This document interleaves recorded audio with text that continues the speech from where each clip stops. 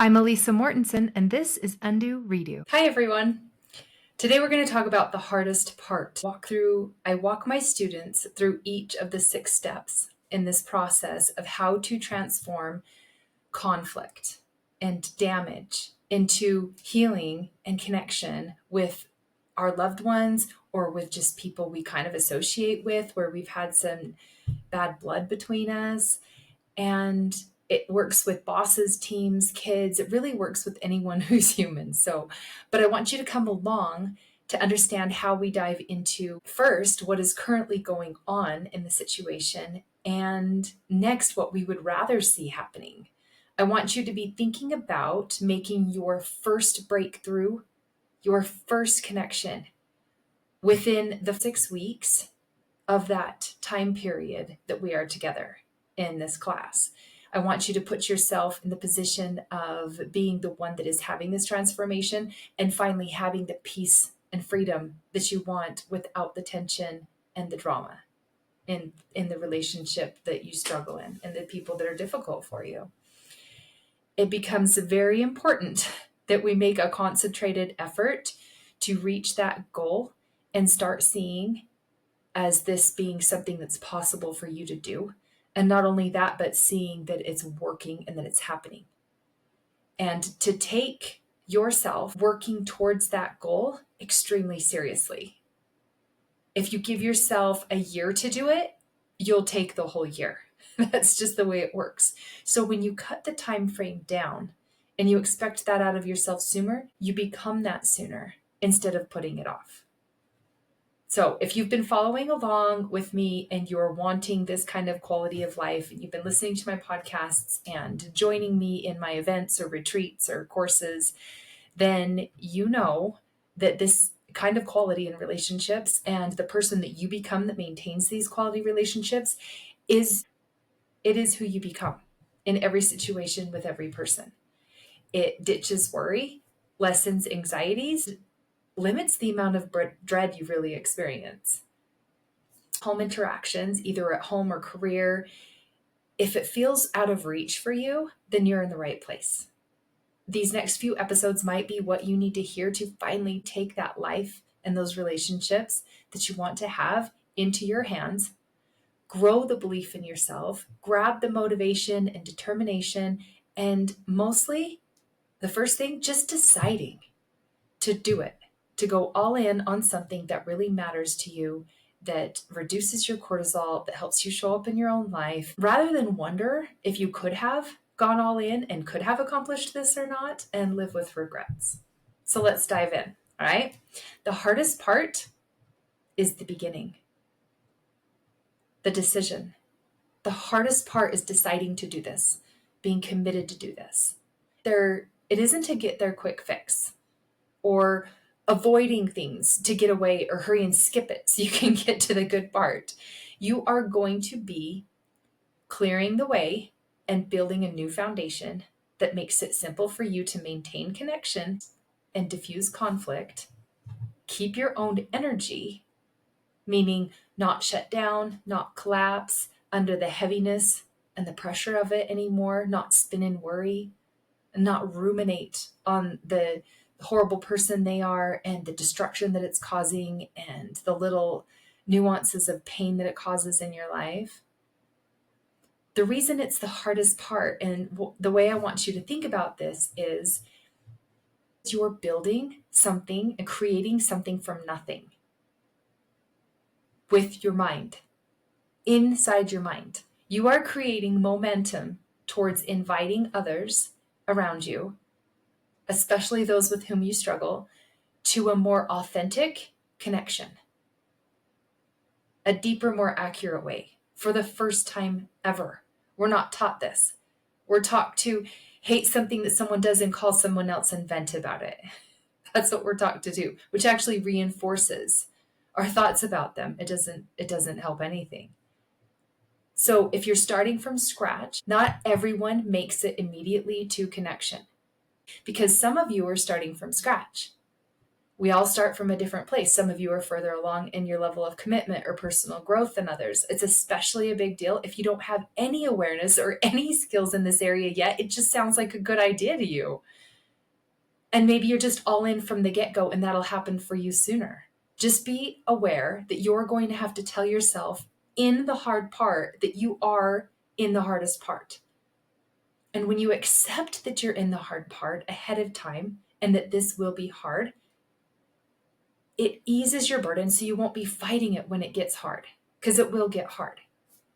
When you are in the muck of it and you want to try and make it go faster or shift your actions into an energy that avoids it and skips it, it's going to make it hard for you because you'll be spinning out in the muck instead of actually gaining traction and moving through to the other side of it.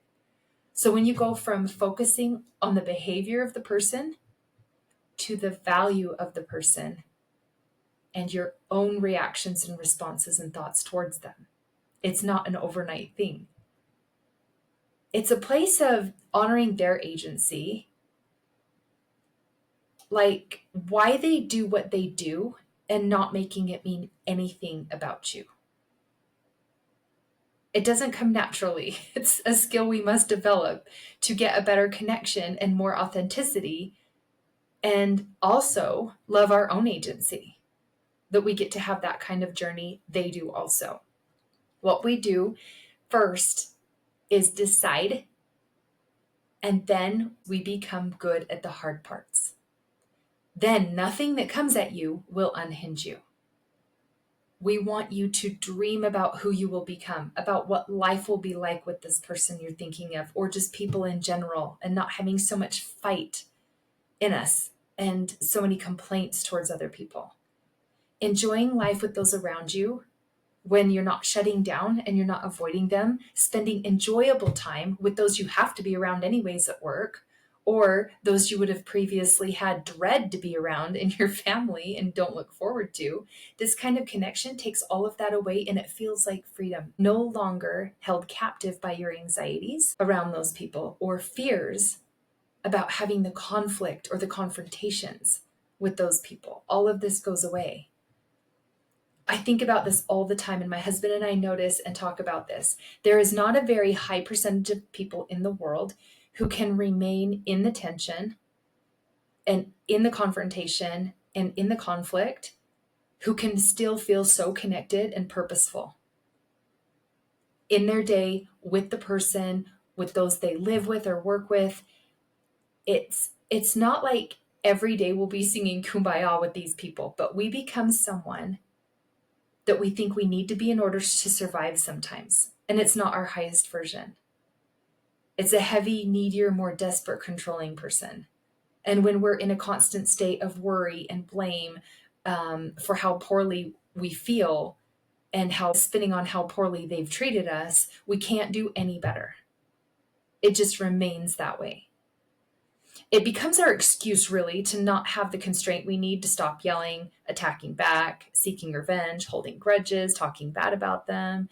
Basically, we aren't able to see how our actions perpetuate the very thing that we hate the most, which is the conflict and the confrontation and how poor the interactions are. All that disconnection. We hate it the most of all. It's really impossible to put an end to the problem from this kind of focus in reactive energy and overreacting and drama, especially if you haven't gained any of the skill sets before to be able to be in the tension and still remain purposeful, intentional, and meaningful. And keep that peace with you, even when it gets nasty. So you must know how to prepare yourself mentally and emotionally so you are not caught off guard. There will be times you fail and you will go backwards, and it will remind you to step back up into that version that you've been trying to be. But also, it doesn't mean that you're letting them walk all over you. There's going to be boundaries and things like that. But I want you to be in alignment with who you say you are. And I want you to have big dreams for how the interactions should feel. I know for me, the dream that I had was to feel that excitement when I saw them. When I saw my kids, like when they were little and it was magical, now they're teenagers and they're back talking. I want to be excited when they walk in the room. or my spouse after it's been 27 years of marriage. I want to really feel that moment of love and adoration, like all the time. I was feeling excitement like that long ago. So I know it can exist. Why can't I just bring it back? This is what got me creating the course and experimenting with my own relationships and finding out what really works. I hated the unspoken tension in the room when people were getting together. No one really trusted each other. Everyone thought someone was going to turn on them at any moment because someone's going to be offended or defensive. And we were all just kind of walking on eggshells in this underlying energy that was just icky. We were all kind of pretending, even, right, that it didn't exist because no one wants to talk about the elephant in the room. Making it through a meeting with members of your community or at work or a family gathering without disagreements, without having all this bad stuff to say about someone, arguing, fighting, it just seems like such a win if you ever just made it clear of unleashing, right? And I remember thinking to myself, like, this is it? This is it, huh? As long as you can hold your tongue and pretend, I guess we're all good. Really? Like, I have to pretend? But I knew it could be so much more than that. I knew it could feel so much more engaged and alive, and that enthusiasm and excitement could come back. I knew it could feel like less dread or less obligation. My most compelling reason for diving in and learning all of these skills on my own and then becoming certified and educated for my first time years and years ago, way before becoming a coach, was the idea of the increased closeness, truly having someone care and listen to me truly caring and listening to them, and feeling excited to be together again, excited to have a conversation, looking forward to it even. This was my most compelling reason, really. So being an example of being able to stay in the energy that I needed to be, that was for everyone and for me and not against anyone when it gets real bad, and becoming what I needed to be inviting to them, invite them to my calm, invite them to have open conversation, or excuse myself when I know I've gone too far and I feel that intense emotion too big that I can't have my logical brain, where my emotions start to take over, to just excuse myself. So I don't fall into the negative defensive positions where I become someone that I think I need to be to survive that situation when I could just excuse myself from it, right? I decided that I wanted to be the best at being in the hard part. I thought if I practice this enough times, I can get really, really good at being in the hard parts, because I found I shrink away and my output to those who need my connection most don't get my best version. I push people away. The idea of it being very challenging and me trying to kind of avoid the challenge by not leaning into it didn't feel like that was the way to get there. And the top reason that I have now, after having all of this experience of doing this as many times as I have in my life now, is I am coming away from it seeing myself as a leader in my home and a leader in my career, and how well I make connections. I can impact, I can lift up others to a higher energy. I hold space for things to get really nasty and go really wrong. And when I do that, the better those around me get at being in the hard parts. It shows them what's possible. It invites them to try to do the same. Just like complaining invites others to complain, it's the exact opposite. I've now become an expert in it, and I know that we can be all in. I know that I went all in, and I know that this is true for you. I'm not any special case. The next thing after accepting that it's going to be hard and that you're going to be in the hard is to have something really worthy to attach it to. What would be incredible for you if this could happen? If you can really attach something so good that it wins over being in the hard part, that you're like, this is worth it. I'll put myself through this in order to have this exponentially worth it dream that I have. Is it freedom? Is it authenticity, enjoyment, calm, healing, better healing energy in your body? loving interactions, a safe place for all, places that people want to run to you and can't wait to see you, and that you want to run to them and can't wait to see them. It's a place for all of us to let our guards down and to be ourselves without any judgment. It's very playful. It's the kind of unity that lifts everyone and where people accept the invitation to bring out their best self. It's the greatest, most up-leveled, this is so my dream, is to feel like it's heaven on earth. To feel like everyone you meet and everywhere you go, because I am in alignment and I'm committed to this, feels amazing. That's us. This idea holds the possibility for us, all of us, whoever decides to do any amount of this work. Emotional freedom, enjoyment, cooperation, purpose, meaning. We have the ability to create that. And I want to hand that to you. I want to offer to you that this is possible for you. And I want you to really hear it for what it is.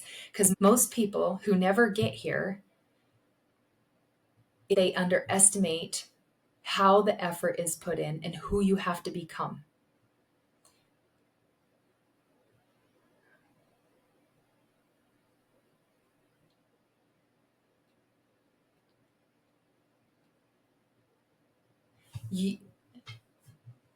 When you do this, you prove. When you begin to do this and you start to see that it's working and it kind of clicks, you prove that you can have your dream. And it invites others to do the same.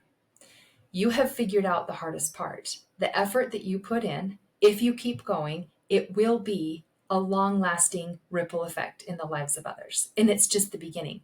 The foundation that is the hardest part that you have laid, and you have figured out that hardest part, it may seem insignificant. It may seem like nothing is happening because the building isn't built yet, right? But the one or two times that you feel connected as you're building that foundation and those first few connections start to happen, when you're not reactive, when you hold back on your judgment, when you want that connection with them so much that you align yourself when it's hard. And in the tension and in the arguments, you have gotten power over your old thinking and your old habit, and it feels more accurate. And you keep on it, that is the result of doing it. It's just a slow and steady. You are someone, if you've done it, even just a little bit, you are someone who validated your dream. That little bit, that connection, that one little time that you did it and it felt aligned, when you went from disconnection to connection in the tension, everything will get easier if you keep going, if you keep shooting for that moment. If you quit ahead of time or immediately after it happens, thinking that this is too much effort and you're telling yourself that it isn't enough and you can't stick to it and that it's too hard for you and you get set off too easy, and when it pops back up again and you say it took too much energy to do that, if you hear yourself saying those things, if you're like, oh, it only gave me that one little tiny connection and it didn't even last, I'm done. If you don't see that it can have a chain reaction that follows and that the momentum going for your relationships and the cooperation that's coming to you and the problem solving that's going to happen together and the new heights of enjoyment and connection that comes next, just don't stop. Take small, actionable steps. Do not have expectations. Staying in the work is work, but we get better at it. And that's what's going to happen for you. I'm not saying this is going to work the first time and the problem's over, or as soon as we disagree or struggle again, it didn't work. I'm saying that you do the one little thing and get one little bit better and focus on little wins that aren't about their behaviors, but about the way you feel better inside and the way you were able to keep your composure. Your own ability, more about the way that you feel, less about what they're doing. You're going to base it on the changing in your responses. As you grow in consistency, you will begin to show it through your energy and through your actions. They will be able to see that you're there no matter what. They will see your guard is down. You aren't upset. You aren't the one picking fights. They will still be themselves. But when they see and feel your shift like this, and it offers to them that they could too, I have yet to see someone that doesn't take someone else up on it. They might take your lead now. They might be unsure of it and not take your lead for a couple years, but you hang in there and it will feel so good inside your body. But if you treat everyone as though they're trying and you keep nurturing that, even when they close the doors on you, and you keep your vision of this dream, one tiny thought at a time, the one person who is you that can change ripples into so many other lives. So go engage, go show up, go be interested in them, go get involved in how they experience their life, go get involved in why they're responding the way that they do. I've had kids push me away. I, at one point, did not want to be around my parents or my extended family. It was very disturbing. I felt judged. I felt like my kids were being talked down to and told all sorts of things that made them feel ashamed of themselves, like they weren't good enough to be loved or to be proud of. But I decided it could be so much better than that. And the eggshells weren't worth walking on or even having that kind of energy. I took it upon myself to research what could be done. It came down to not making it all about what they were doing and focus on my own thoughts, whether I was united or divided, and make it actionable for myself. I remember telling myself over and over this one truth: you can't help but love someone who loves you no matter what. I kept saying that to myself. You can't help but love someone who loves you no matter what you do. I said that to myself until I became that person. I can love people so big and believe in them so big that there wasn't anything they could do to change my mind about that. I will not be turning against them. It really does get easier.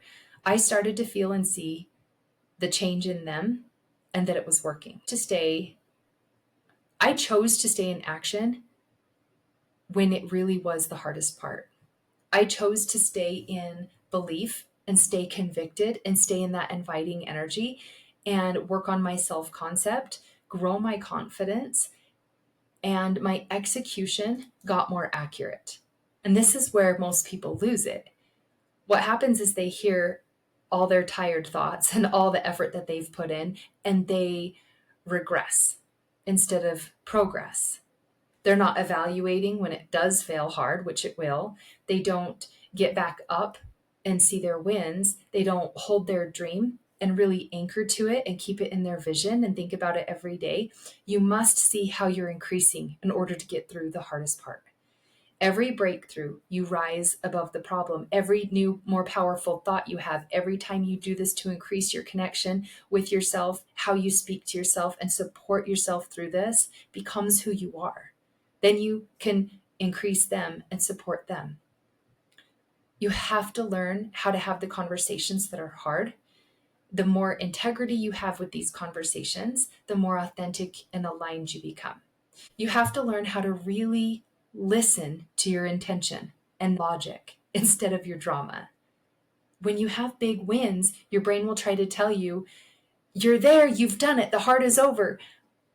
But you'll already be prepared that that one little time you have connection is probably going to revert to its old pattern for a while until it kind of really takes. But you decided ahead of time what you're going to do is not get thrown off. You're not just going to quit because the hard times, they never stop happening. One problem's just traded out for another throughout our whole lives. So any disagreement, anger, or argument is only something that wasn't clearly communicated and something that was misunderstood instead of reverting to all the drama, like it's not going to work and they hate me and I can't stand this. It's just that wasn't clear communication. What can I do different? What can I do better next time?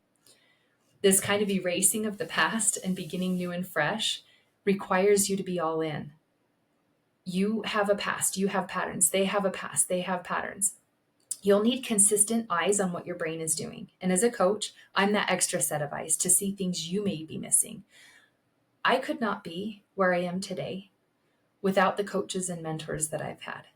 This kind of growth took commitment, and I knew I could do it if I just kept going. I needed awareness of my mind, things that I tried to convince myself of that weren't true, which was literally most of my mind. 99.9% of the stuff I think is not accurate. And so that is for every human brain. So I know what this entails, and I want you to see it as accurately as possible. I know what this entails, and I want you to see it as much as you are able to, depending on where you are at with your growth in your life and the commitment and decisions that you've made to go all in on this. If you want to get past the hardest part, to make the deeper and more meaningful connections and the stronger bonds and be able to defuse conflict and use that conflict for deeper closeness and more clear communication, you're going to have to be uncomfortable. And you're going to have to challenge all the restrictions that you think you have that keep you from doing the work. You need to be able to see the current situation in a new way and respond in new ways that are not going to feel natural to you at first. And you're going to need to do it for a bigger reason than you've ever had before. Now, believing you can do it in 6 weeks is not the same as believing you can go do it today.